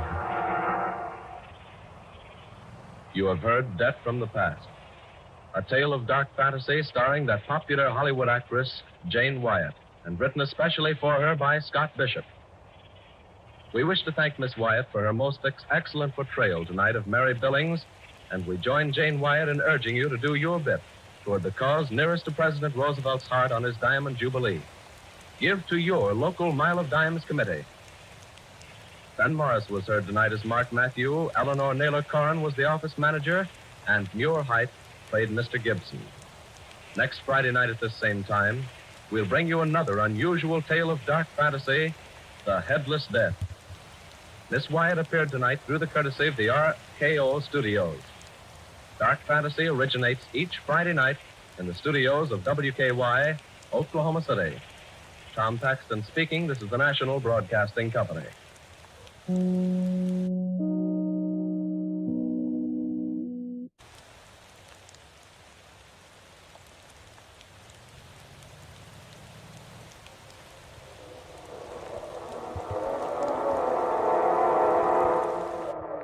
Dark fantasy.